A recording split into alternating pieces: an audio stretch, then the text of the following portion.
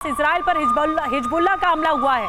एक बार फिर से अटैकिंग पोजीशन पर है हिजबुल्लाह। हमले से रिहायशी बिल्डिंग में आग लग गई है। इजराइल के किरियत शमोना में हमला किया गया है। रॉकेट हमले का वीडियो भी सामने आया है।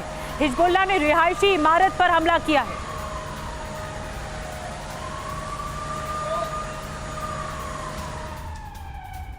और एक और बड़ी खबर है वेस्ट बैंक से। जेनिन में रिफ्यूजी कैंप पर भीषण बमबारी हुई है। वेस्ट बैंक में इजरायली हमले तेज होते हम देख रहे हैं। आईडीएफ फिलिस्तीनियों में यहां पर संघर्ष छिड़ा हुआ है। और पहले हम ये देख रहे थे कि जो शेल्टर कैंप्स हैं, शरणार्थी शिविर हैं, उन्हें छोड़ा जा रहा था, उन पर हमले नहीं किए जा रहे थे। लेकिन अब लगातार शरणार्थी कैंपों को भी हमले में बनाया जा रहा है निशाना। ये वेस्ट बैंक के जेनिन इलाके की तस्वीरें हैं जो आपके सामने।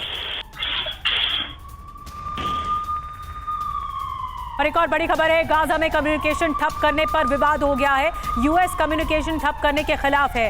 इजराइल पर कम्युनिकेशन बहाल करने का दबाव है।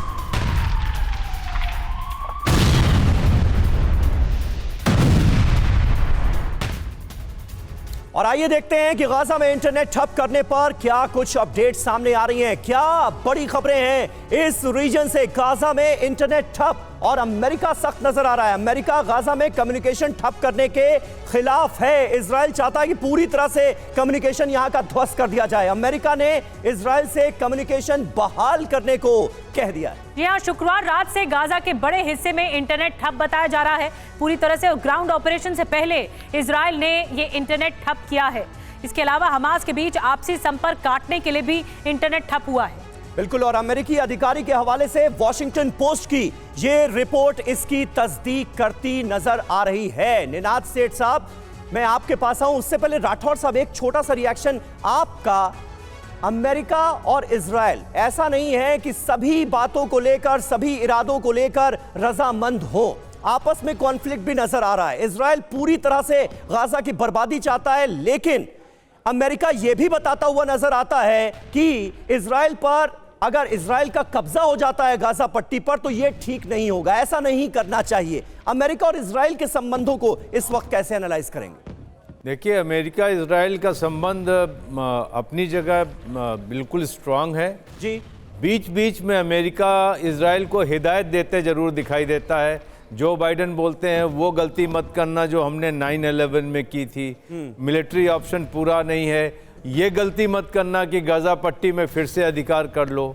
इसी सिचुएशन में ये एक छोटी सी झिड़की दी गई है कि आप इंटरनेट को फिर से बहाल करें।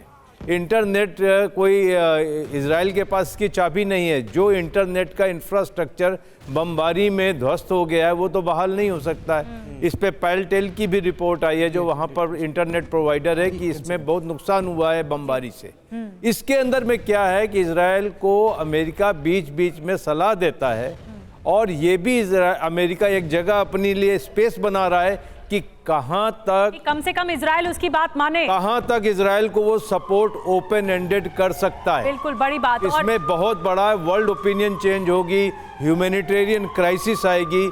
आपको बता दूं, सदर्न गाजा में जाने कितने फॉरेन नेशनल्स और डुअल सिटीजनशिप के राठौर लोग साहब, सीधी सी बात है, अगर समर्थन भी दिया जाएगा तो शर्तों पर दिया जाएगा, शर्तें लगा कर दिया जाएगा।